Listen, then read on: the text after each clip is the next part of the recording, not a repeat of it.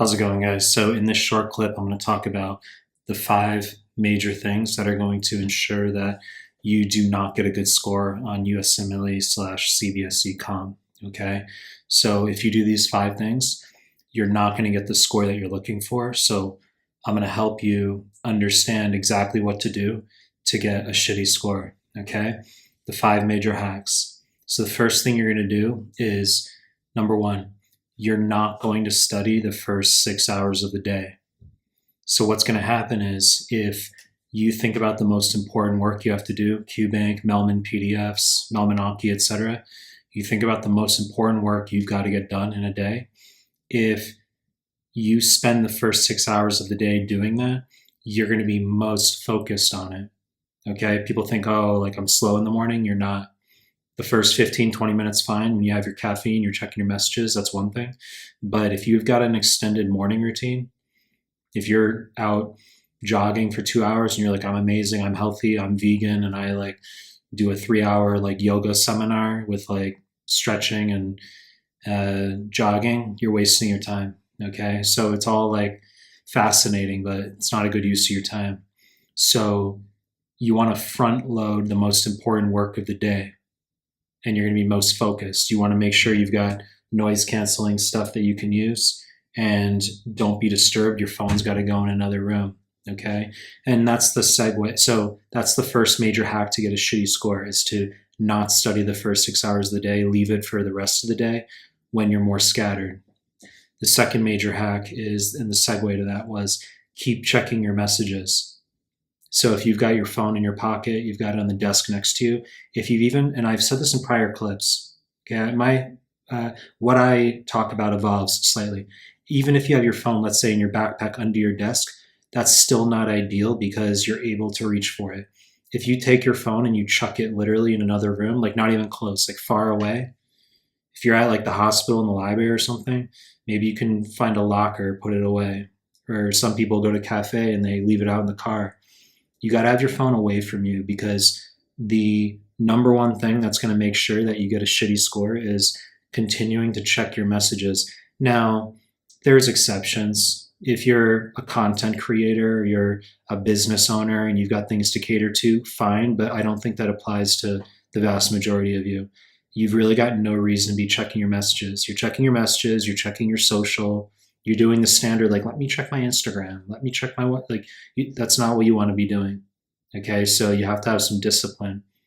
It's serious. So that's how to get a shitty score, is continue to check your messages. The third major hack to not getting a good score on USMLE and CBSE Comp is to associate with loser people who don't align with your goals. Okay, so most people are average.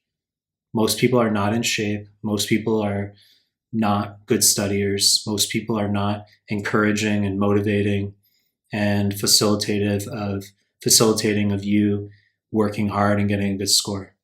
So you want to associate with people who align with your goals. That's really, really important. And so if you continue to associate with loser people, most people are losers, okay? Because you've got big goals you want to achieve. Most people don't share those goals. So the more to the right that you move, you're going to associate with fewer and fewer people, because you're going to find that you've got big things you want to achieve, and people are busy if they are working toward big goals. You don't have a lot of time to socialize. You're working, you're going to the gym, and like that's pretty much it. If you're in a season of serious work, it doesn't have to be forever. You can have one season, couple seasons, few seasons, but it doesn't have to be forever. But drop loser people, because it's the number one way, or number three, it's the third point we're talking about, right? First was don't study the first 6 hours of the day. The second was keep checking your messages phone. And our third point is associate with loser people. So what's the fourth point? The fourth point is don't go to the gym. And so this has nothing to do with like, hey, let's work out, be healthy, fine, okay? The major point about getting you to go to the gym is because this is a synergy. It's a positive feedback mechanism on doing things you don't want to do. And that's the number one way to increase your scores. Let me explain. What makes you average is only studying when you want to. What will pull you away from the mean is studying / doing work when you specifically do not want to. I've talked about this in my Instagram stories a lot on my X account. What's going to help you be successful is specifically working when you do not want to. It's going to help you pull away from the mean. So, do you want to go to the gym 6 days a week, 6+ days a week? Most people don't. Maybe they'll go 2 days a week, 3 days a week. So it's about going to the gym when you specifically do not want to. That not only will help you in terms of your health, fine, but it's a synergy back on. It will help you study and do work when you do not want to. And if you're studying and doing work when you do not want to, and you're increasing your scores, then in turn, you're also more likely to go to the gym when you do not want to. The most successful people have a full spectrum of behavior across the board where they do things that they do not want to that are positive for their growth. Okay, so that's the fourth major hack to get shitty scores is don't go to the gym 6+ days a week. Your fifth major hack for not getting good scores on USMLE / CBSE comp is saving Mehlman material until too late. The notion that Mehlman material is going to falsely increase your scores. Think of it this way. If you do questions in UWorld and those are similar to what shows up on the NBMEs and the real USMLE, do people say UWorld's falsely inflating your scores?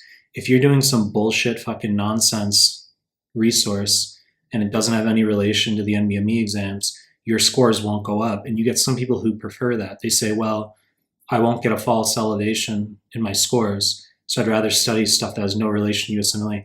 If you're studying the right material, your scores are going to go up. So the worst thing you can do is save the Mehlman PDFs for after the NBMEs because they falsely inflate your scores. It's called they increase your scores because they're fucking 11 out of 10. That's how it works, okay? But this is a normal type of thing. It's people don't realize they do it. It's subconscious that they try to sabotage other people because they don't want competition. So if someone says like, oh, like Mehlman's stuff will increase your scores artificially, right? Well, you're low IQ if you believe that because that's your competition. They don't want you to excel. So you need to do Mehlman content throughout your prep. It's not me pushing it being a fucking asshole. It's my content. We're talking legit. It's 11 out of 10. So do the PDFs, right? Completely free. 11 out of 10, platinum fucking resource. Okay? If we charge you $1,300 for the PDF, and this is pre-internet era, like you'd be like, yeah, like all fucking, holy shit, they're the best. Well, they're fucking free. All right?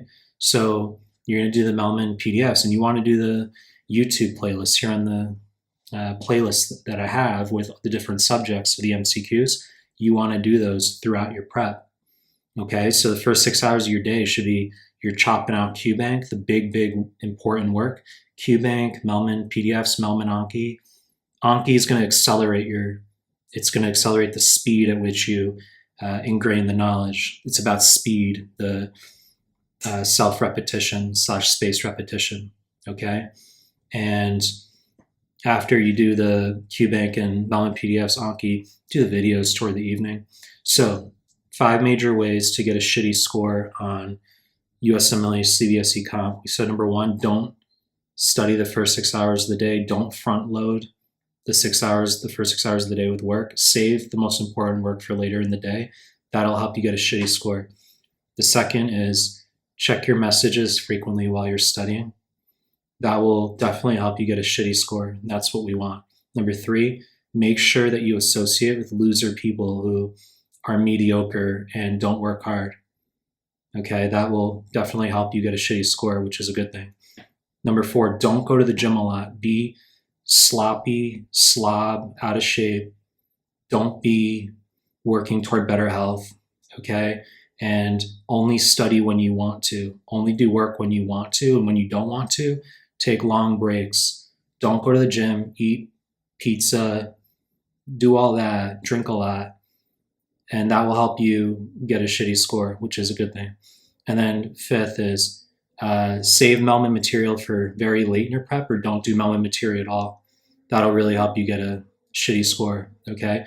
Actually, doing my material at all is a good thing, but it's a catch-22 because you save it for last. You'll be like, I should have fucking done this sooner. So that's the 5th major thing, is wait until too late to do Mehlman material.